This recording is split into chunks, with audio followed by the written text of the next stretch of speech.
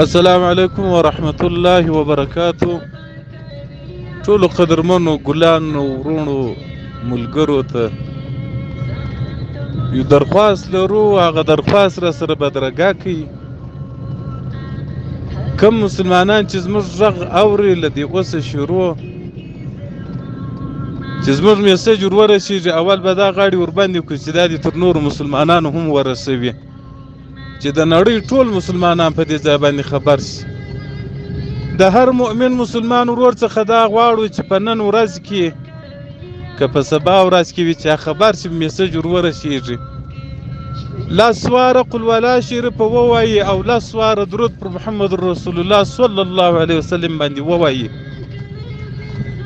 او بیا داسې دعا وکړي چې الهي العالمین ستا و ټولو نبیانو ته خصوصا و رسول الله علیه السلام ته مې د دې ثوابونه وربخښلي دي، او بیا مې ټولو ملائکو ته، اهل بیتو ته، او ټولو صحابه او تابعینو تابعینو ته، او ټولو مجموعاً هغه مسلمانانو ته، هغه مؤمنانو ته چې د دین غاویرین دي تر قیامت پرې هغو ټولو ته ثوابونه ور ورسوي. دا خو به دعا وکړي. دوهم به دا پسې وکړو چې الهي العالمین د دغه قرآن عظیم شان او د دغه درود نبوي په برکت سره زموږ ستاسې یو خور عافیه صدیقه حفظه الله تعالی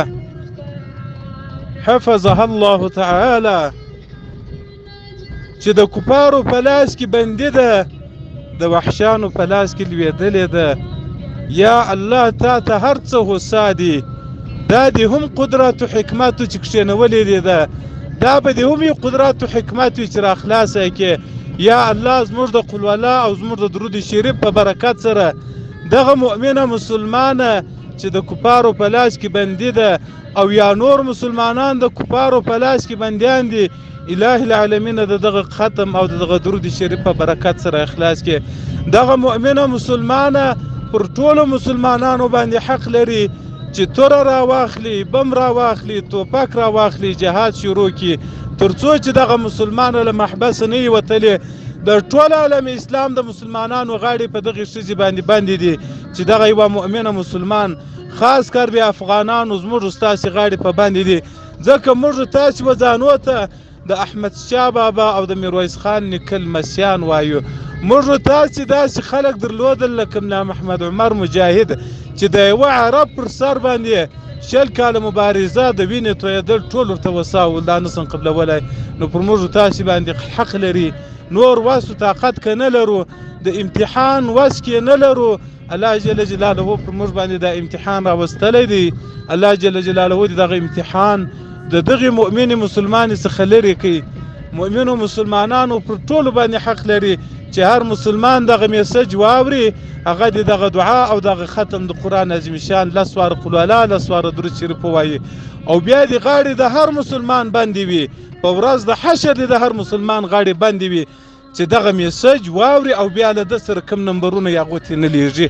الله جل جلاله دې توفیق زموږ سره درکړي.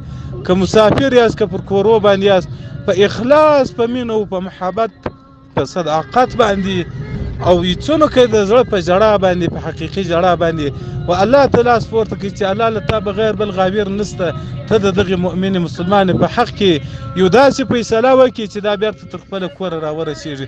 الله جل جلاله دې نور هم د نیکو کارو توفیق درکړي. دغه خدمت په نن ورځ کې باید چې هر مسلمان وکړي، دا یو وجیبه ده پر تاسو باندې. For Islamic information, subscribe Islamic One channel.